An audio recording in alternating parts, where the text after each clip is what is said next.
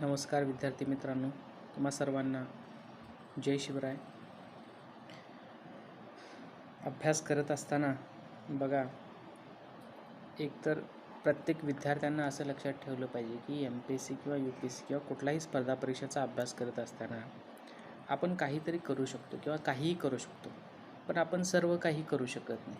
बघा, तुम्हाला स्पर्धा परीक्षा करत असताना सर्व काही गोष्टी ज्ञात असाव्यात असं काही नाही. बघा, एखादी गोष्ट तुम्हाला, कारण इथं पूर्वपरीक्षा असो मुख्य परीक्षा असो, यामध्ये सर्वात महत्त्वाचा टप्पा असा आहे की इथं जी व्यवस्था आहे किंवा इथं जे पेपर निघतात ते ऑब्जेक्टिव्ह स्वरूपाचे आहेत, बरोबर. आणि यामध्ये मग तुम्हाला 4 ऑप्शनपैकी 2 ऑप्शन किंवा एखादा ऑप्शन आला आणि बाकीचे एलिमिनेट करून जरी तुम्ही त्या उत्तरापर्यंत पोहोचला तरी तुम्ही प्लस ठरू शकता. म्हणजेच काय, आपण सर्व काही करू शकत नाही, पण त्यामधला एखादा दुसरा ऑप्शन जरी आला आपल्याला तरी खूप झालं.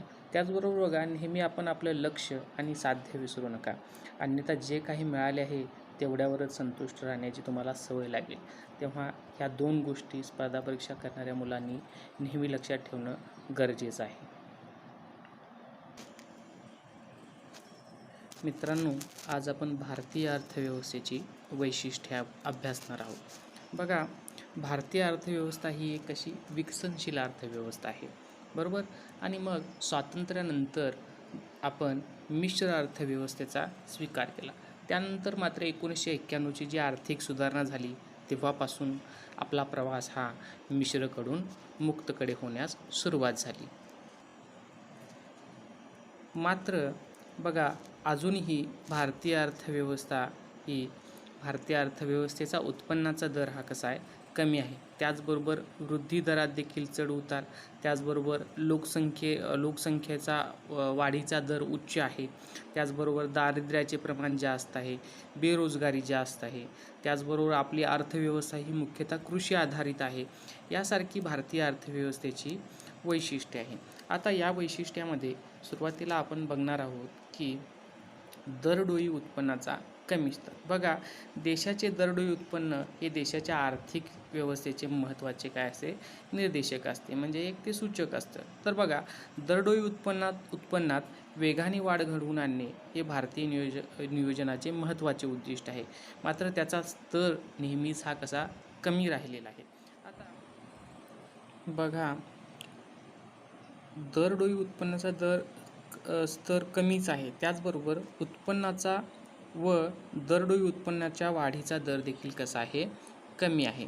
आता हा आपण मुद्दा बघूया. बघा, भारताचे दरडोई उत्पन्न कमी आहेच, मात्र त्याचबरोबर त्याच्या वाढीचा दर देखील कसा आहे, कमी आहे. 1990 पूर्वी बघा, हा दर खूपच कमी असायचा आणि यामध्ये 1950च्या दशकापासून 1980च्या दशकापर्यंत GDP वाढीचा दर हा 3.5% आसपास होता. हा दरडोई उत्पन्नाचा वाढीचा दर केवळ बघा 1.3%, म्हणजे GDPच्या वाढीचा दर हा 3.5% आणि ह्या दरडोई उत्पन्नाच्या वाढीचा दर हा 1.3% होता. म्हणजे इतका कमी होता, म्हणूनच ह्याला त्यावेळी काय म्हणायचे की हिंदू वृद्धी दर असे म्हणण्यात येत असे. आता या दरामध्ये 1991च्या आर्थिक सुधारणेपासून वाढ झाली, मात्र ती अपेक्षित अशी वाढ झालेली नाही. त्यानंतर भारतीय अर्थव्यवस्थेचा आपण तिसरं वैशिष्ट्य बघणार आहोत की कृषी क्षेत्राचा अर्थव्यवस्थेवरील प्रभाव. म्हणजेच बघा, भारताची सर्वाधिक लोकसंख्या ही कृषी क्षेत्रामध्ये गुंतलेली आहे. बघा, मात्र ह्या कृषी क्षेत्राचं GDP मधील योगदान भारतीय अर्थव्यवस्थेमध्ये फारच कमी आहे आणि हेच एक लक्षण आहे की कृषी क्षेत्राचं योगदान कमी असणं हेच एक विकसनशील अर्थव्यवस्थेचं काय आहे, वैशिष्ट्य आहे.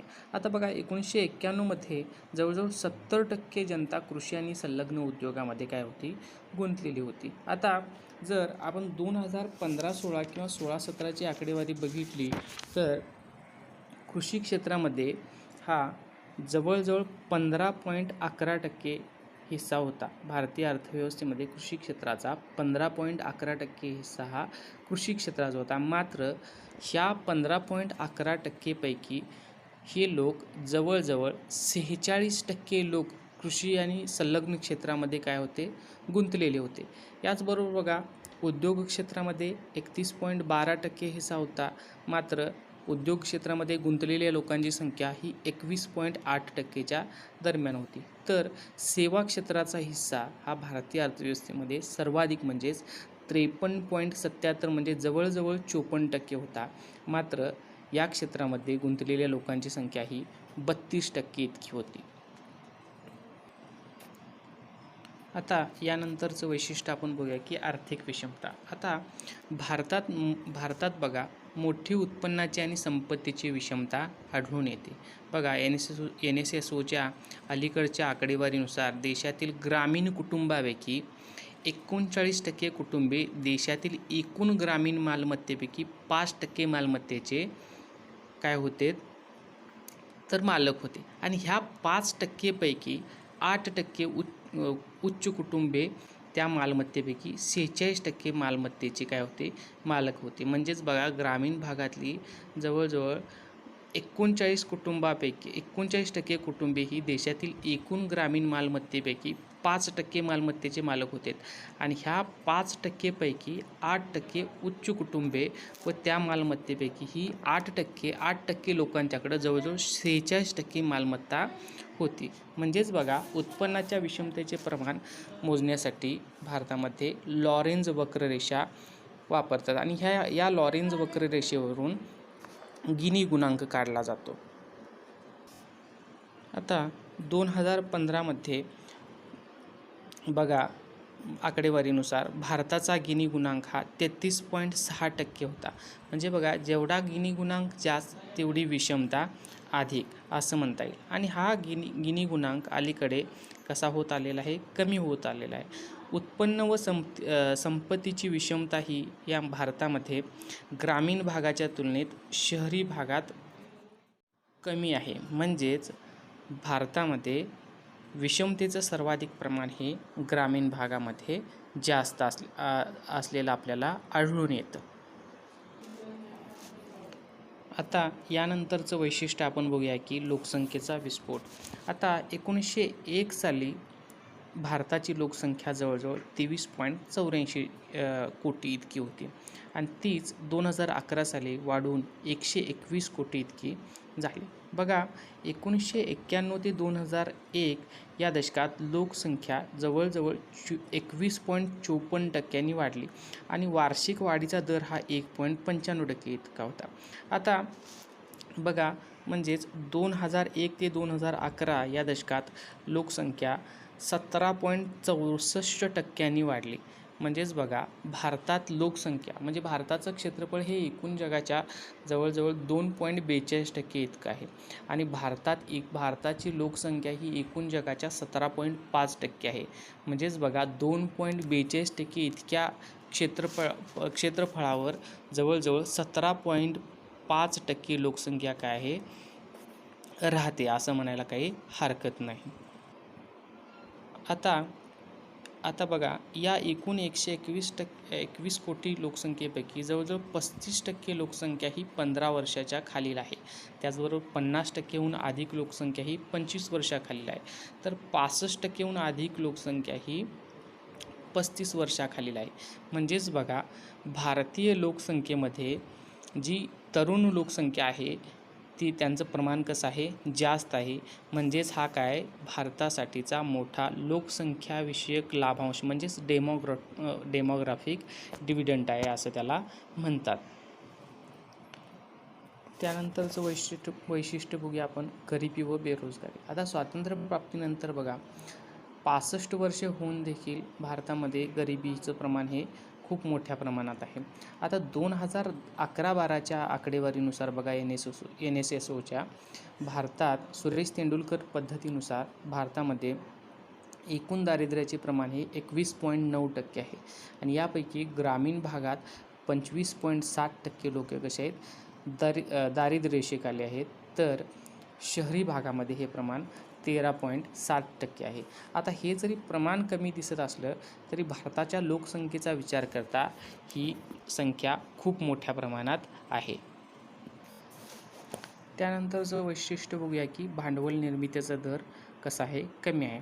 बघा, भारतात बचत दर कमी असल्याने गुंतवणूक दर देखील कसा आहे, कमी आहे. आता भांडवल निर्मितीचा दर यामुळे कसा राहतो, कमी राहतो. आता बघा, भांडवल निर्मितीचा दर कमी असल्यामुळे राष्ट्रीय उत्पन्न आणि दरडोई उत्पन्न कसं आहे, कमी आहे. आणि त्यामुळे बचती देखील लोकांच्याकडे कशा होतात, कमी होतात. आणि अशा रीतीने भारतात हे कित्येक वर्ष न्यून विकासाच्या दृष्टचक्रात भारत काय आहे, सापडलेला आहे. आता यामुळेच भारताचं भांडवल कसं आहे, लाजरं आहे असं म्हणतात. तर याचं कारण म्हणजे बघा, तर भांडवल गुंतवणुकीतील धोका, त्याचबरोबर कमी नफा क्षमता, त्याचबरोबर गुंतवलेले भांडवल पुन्हा परत मिळवणं अवघड आहे. अशा प्रकारची ही कारणं असल्यामुळं भारतीय भांडवल हे अंधारातून प्रकाशाकडे येण्याची फारशी धडपड करत नाही असं म्हटलेलं आहे बघा. त्यामुळेच भांडवलाची उत्पादक गुंतवणूक करण्याऐवजी ते उत्पादक बाबीमध्ये अडकून राहते किंवा बेकार पडून राहते. त्यामुळे भारतीय भांडवल निर्मितीचा दर कसा आहे, फार कमी आहे. तर त्यानंतर आपण बघूया की औद्योगिकीकरणाचा अभाव. आता औद्योगिकीकरणाचा अभाव भारतामध्ये दिसतो हे बरोबर आहे. आणि यामुळं काय होतं, तर अर्थव्यवस्थेत आर्थिक वृद्धी दर कसा राहतो, कमी राहतो. आता औद्योगिक क्षेत्रात वार्षिक सरासरी वृद्धी दर भारतामध्ये टप्प्याटप्प्याने वाढत गेलेला आहे बघा. त्यामुळे आर्थिक सुधारणांचा परिणाम होऊन भारतीय उद्योग क्षेत्रात विकास होत आहे असं म्हणण्यास काय हरकत नाही. आता नियोजनाच्या काळात झालेल्या भांडवली गुंतवणुकीपैकी औद्योगिकीकरणाचा पाया बांधला जाऊन भारताकडे सुद्धा चीनप्रमाणे manufacturing hub of the world बनण्याची क्षमता काय झालेली आहे, निर्माण झालेली आहे. त्याचबरोबर बघा, भारतामध्ये पायाभूत सुविधांची कमतरता आहे. म्हणजेच पायाभूत सुविधा म्हणजेच कुठल्या बघा, तर रेल्वे असतील, बंदरे असतील, रस्ते असतील, विमान वाहतूक असेल, दूरसंचार असेल, खत कारखाने असतील, सिंचन सुविधा असतील, बँकिंग आणि विमाच्या सुविधा, या सगळ्या पायाभूत सुविधांची कमतरता हा भारताच्या आर्थिक प्रगतीतला सर्वात महत्त्वाचा अडसर आहे. आणि अर्थात सरकारने हा अडसर दूर करण्यासाठी बरेच काय केलेले आहेत, दूर करण्याचे प्रयत्न सुरू केलेले आहेत. पण हा भारतीय अर्थव्यवस्थेचं काय आहे, एक वैशिष्ट्य आहे असं म्हणायला काय हरकत नाही. वैशिष्ट्य असं आहे की मानवी संसाधनांचा निकृष्ट दर्जा. बघा, मानवी संसाधनात बघा, साक्षरता, अंगीकृत कौशल्य असतील, आरोग्य असेल, स्वच्छता असेल, आयुर्मान यासारख्या बाबींच्यावर आधारित काय असते, मानवी संसाधन असतं. आता मात्र यामध्ये बघा, या सर्व बाबतीत भारतात अपेक्षेप्रमाणे विकास झालेला नाही. त्यामुळं मानवी संसाधनांचा कसा आहे, दर्जा कसा राहिलेला आहे, निकृष्ट राहिलेला आहे. त्याचबरोबर बघा, त्यानंतरचं वैशिष्ट्य आहे की तंत्रज्ञानाचा निम्न दर्जा. म्हणजेच बघा, भारतात तंत्रज्ञानाचा दर्जा हा कमी राहिल्याने कृषीची प्रति हेक्टरी उत्पादकता तसेच उद्योग क्षेत्राची प्रति कामगार उत्पादकता कशी राहिलेली आहे, कमी राहिलेली आहे. ही सगळी बघा भारतीय अर्थव्यवस्थेची असं आपण म्हणता येईल. यावर बघा, एखादा दुसरा प्रश्न विचारलेला आहे एक्झामच्या दृष्टीने. हा महत्त्वाचा टॉपिक आहे. खूप छोटा आणि साधा असा जरी टॉपिक असला तरी यावर एखादा मार्क तुम्हाला मिळून जाईल. धन्यवाद.